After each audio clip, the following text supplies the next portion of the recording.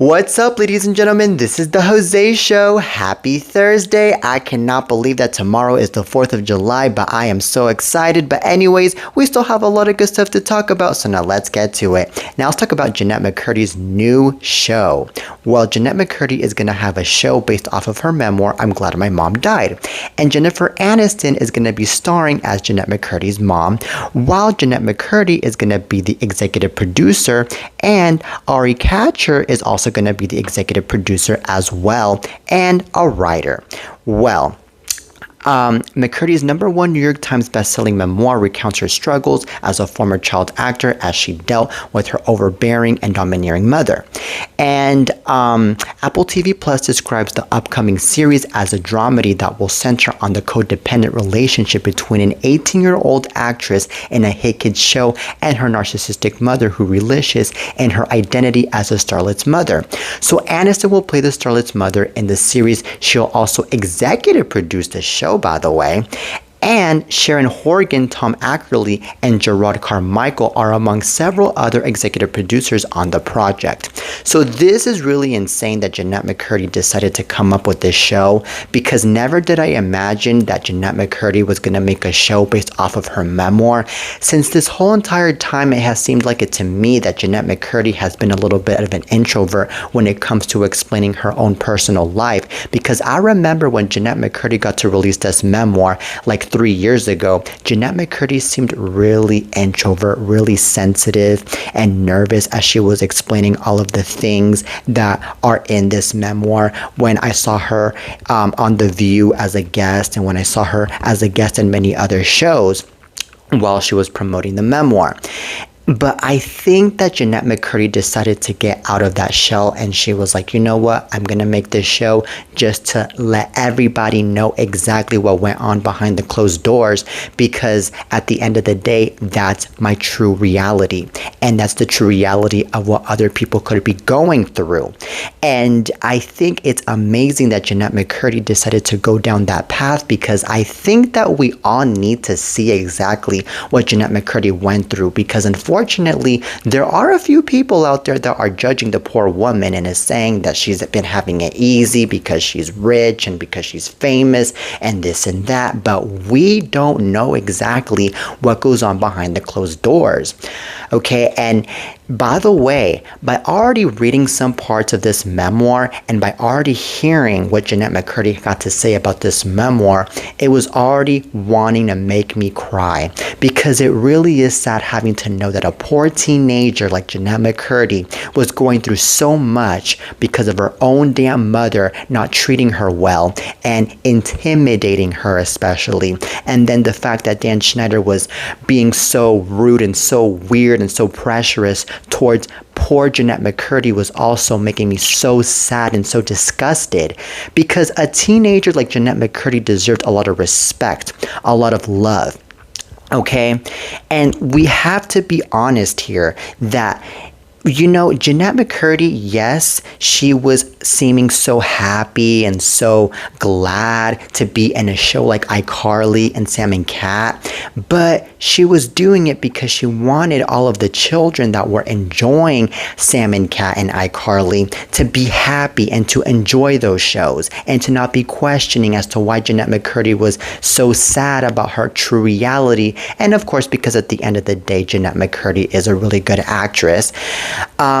And because of all of those things, by the way, let's remember that Jennette McCurdy decided to shy out from being in the revival of iCarly, which was on Paramount Plus for like 3 seasons.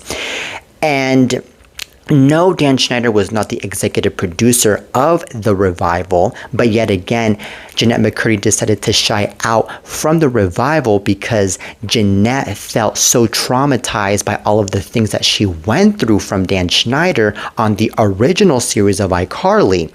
And by the way, she put up with 5 freaking years of Dan Schneider, or actually 7 freaking years of Dan Schneider going after her, being weird towards her and this and that, which by the way is all described in the book of I'm Glad My Mom Died. And I mean, later on, Jennette was like even saying that it was really hard for her to really speak up, and it was really hard for her to just, be herself, But I remember that Jeanette got to say that she still counted on Miranda Cosgrove and Nathan Kress, especially on Jerry Trainer, because Jerry Trainer, I heard, was the hero here. He was the one that got to protect the cast of iCarly, and he was doing his best. But yet again, unfortunately, Jeanette McCurdy was, provoked it's somewhat by Dan Schneider. And I also remember too that Jeanette was saying, I believe in the memoir, that there was a time where her own mom got to make Jeanette take a shower with her own brother, if I'm not mistaken, back when she was a kid, which to her was really intimidating. And Jeanette also got to say how much she felt so uncomfortable about the fact that her own mom was doubting her about her future and about her career, and the fact that her own mother was making her become an actress, which is the reason to why she became an actress in the first place, and many other things that Jeanette McCurdy got done with all of that BS, that when Sam and Cat ended, I believe, Jeanette McCurdy decided to move out of the house that she was living in with her mother, and she ran off, I believe, to Hawaii, if I'm not mistaken, with her then boyfriend. And then from there, she sent a letter, I believe, to her mom explaining everything, and then her mom, I believe, sent her back a letter telling Jeanette McCurdy how unhappy she was that Jeanette got to run away from home, and it was just so darn even more sad and deep from there. So that's the reason to why seeing the title and then reading the whole entire memoir just makes me so sad in all levels, that it really makes me realize that this world is just so darn cruel, and it's so darn scary, especially with all of the Hollywood actors out there like Jeanette McCurdy, for example. So anyways, I really do look forward to seeing the series, because I know that the series is going to be pretty much accurate on what Jeanette McCurdy went through in so many ways, starting off with the fact that she got to deal with the narcissistic mother. And it's really going to make us realize that Jeanette McCurdy had a really good reason to not want to be an actress anymore once Sam and Cat ended, and she had a really good reason into basically running away from home and, getting rebellious, basically. So with all of that being said, this right here, I'm sure, is definitely deserving of an Emmy, because this right here is definitely a true reality thing that we are going to be observing here. And man, Jennifer Aniston, she's a good actress. I'm sure she's going to be able to play Jeanette McCurdy's mom so well. So anyways, I hope nothing but the best for this series. I know it's going to be good. All right, but Jeanette McCurdy, I love you. You are my childhood favorite actress, or one of my favorite childhood actresses. And yeah, but anyways, on to the next topic. Now let's talk about Kylie Paige. So adult film star Kylie Paige has died in Los Angeles from a suspected overdose, TMZ has learned. So Kylie died on June 25th. She was found in her Hollywood residence after a concerned friend called police to check in on her, law enforcement sources tell us. So unfortunately, when the fire department arrived at the scene, she was pronounced dead. We're told officers found fentanyl and drug paraphernalia in her home, as well as sexual photos of her with different men scattered around the apartment. So an official cause of death has not been confirmed, but law enforcement tells TMZ her death is a suspected overdose and foul play is not thought to be involved. So the film star, real name Kylie Pylant, was born in Tulsa, Oklahoma, and found success in the adult entertainment business, working with big name companies such as Vixen Media and Canadian porn website Brazzers. Okay, so the official Brazzers X account remembered Kylie for her laughter, kindness, and bringing light wherever she went. Alright, so her family has set up a GoFundMe to help with funeral expenses and transporting her body home from California California to the Midwest. All right, so the fundraising page reads, "This GoFundMe isn't just about funeral expenses, it's about bringing Kylie home. It's about helping her family breathe through the shock, the grief, and the unimaginable reality they're living in." She was 28 years old, by the way. Okay, so this is really sad that this woman got to pass away and that she got overdosed by drugs. But this just comes to show that unfortunately the adult star actors, especially any other actor or anybody in general, really get out of control. And the reason to why they get out of control is because they feel like the drugs are either relaxing them or making them feel super energetic. And to me, I just feel like that right there needs to stop in the entertainment business. And with anybody, but especially in the entertainment business. It is hurting. It is definitely killing so many people. And what I think here is that this girl, she was only 28 years old. She had a whole entire life ahead of her. She had a whole entire career ahead of her. That if she weren't to be doing these drugs, she were to definitely still have a really good lifestyle. She would definitely, have a healthy lifestyle, especially. And I think that she would have definitely, seen more things to come in life. But the thing is that since she was just so into the porn business, I believe that could be the reason to why she ended up doing so much drugs. Because here's the thing about the porn industry is that these stars, they get so energetic, they get so happy and excited and so to the point that then they end up getting so carried away with drugs in order to get them more energy, in order for them to do more porn videos, if I'm not mistaken. And I think that could be the case with this Kylie Paige girl, and I'm not judging, I'm just saying what I think could be the cause here as to why Kylie Paige ended up passing away due to a drug overdose.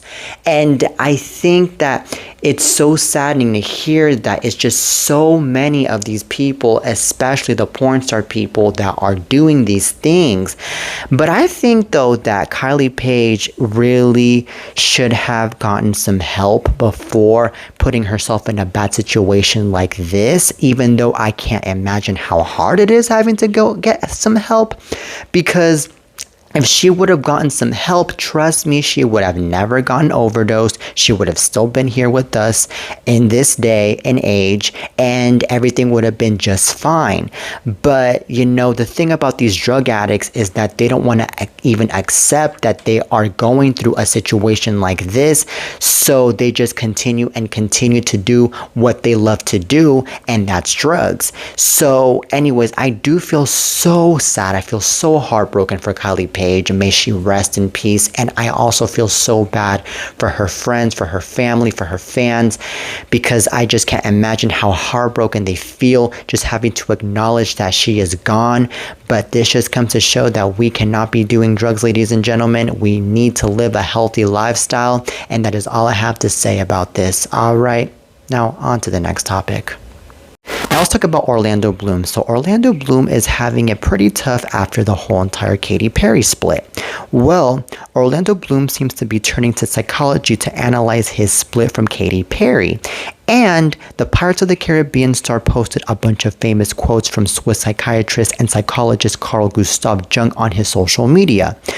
Well, Orlando was particularly interested in Jung's findings on loneliness, addiction, the purpose of human existence, love, power, and more. One post read, "Loneliness does not come from having no people about one, but from being unable to communicate the things that seem important to oneself." And another said, "People will do anything, no matter how absurd, to avoid facing their own souls."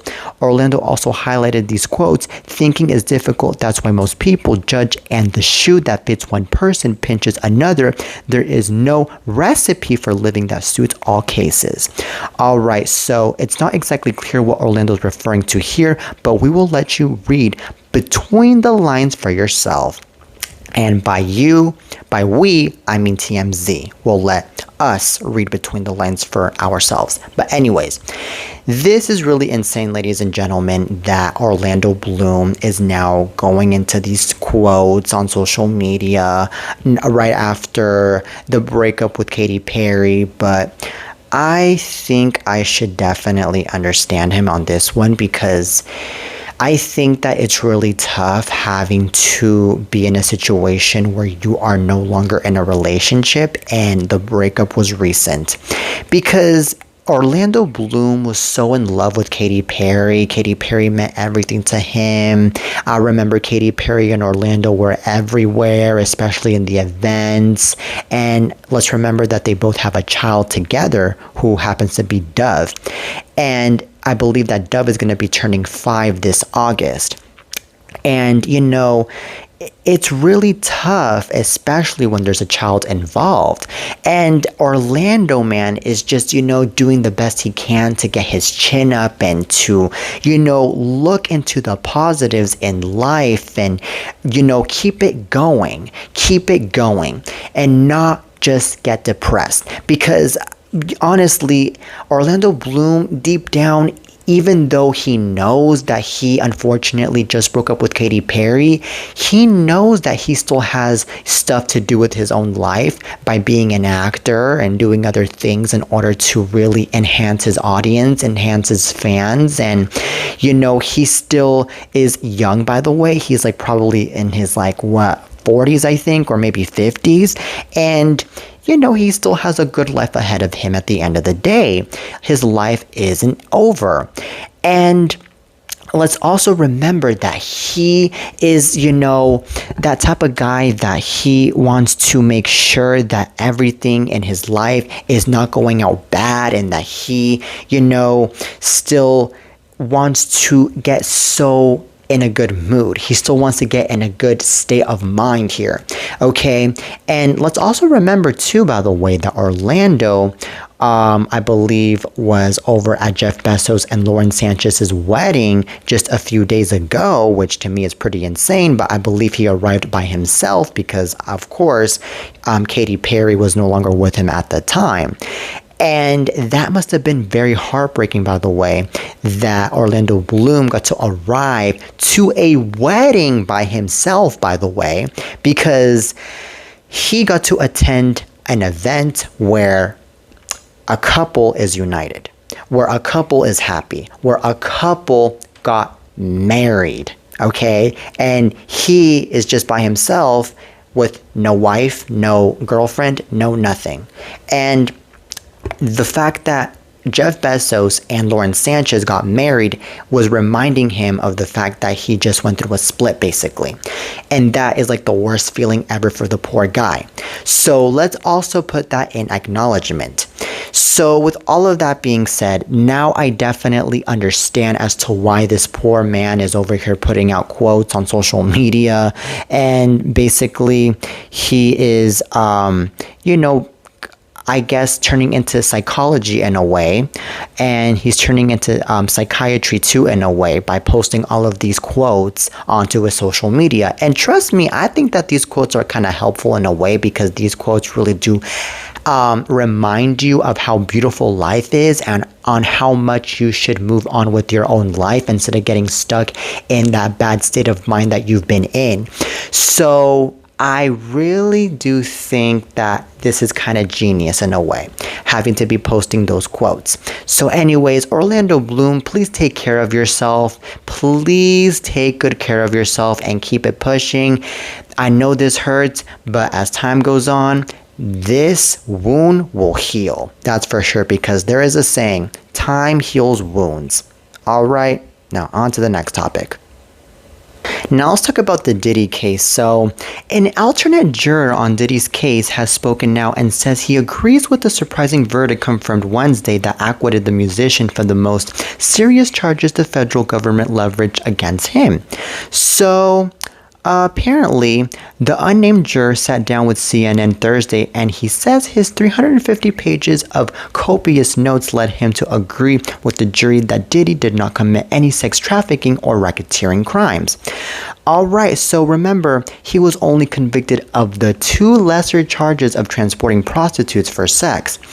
Now, the juror's reasoning during the riveting and eye-opening trial, the prosecution was not able to prove the RICO and prostitution charges beyond a reasonable doubt. So, even with the prosecution showing Diddy participating in sexual intercourse, the jurors said the activity didn't seem forced and was even pretty tame, mostly showing baby oil being rubbed on those involved in the sex act. So he further explained the text presented by the defense showed there were levels of consent with Diddy's sexual encounters. Okay, so he also touched on the very bad 2016 video of Cassie being beaten to a pulp by Diddy multiple times and confirmed it didn't make a difference when considering the charges brought against the disgraced music mogul because he was not charged with domestic violence. Alright, so anyways, Diddy and his family were thrilled that he got off the hook for the 3 most serious charges, but this is very insane though. Okay, so this is so ridiculous and insane that P. Diddy is basically acquitted by these charges of racketeering and of basically sexual abuse or sexual harassment, I guess you can call it, because I think that this is very ridiculous that even though the victims, like I said, were crying and they were basically feeling so sad and traumatized by what they went through by P. Diddy in the past, by the way, the court got to see it all. Yet again, the juror, especially that juror that was there with this CNN dude just today, was like, well, nothing was proven, that the sex was not consensual and that the sex was all consent, which is the reason to why P. Diddy didn't get charged for sex abuse and for racketeering and blah, blah, blah. Because I believe that in my own vision here, in my own imagination here, the video actually got to show that the victims were actually victims. They actually were raped here. They were actually suffering. And the jurors, especially that juror that got to speak out today, was actually blind and didn't observe well the video.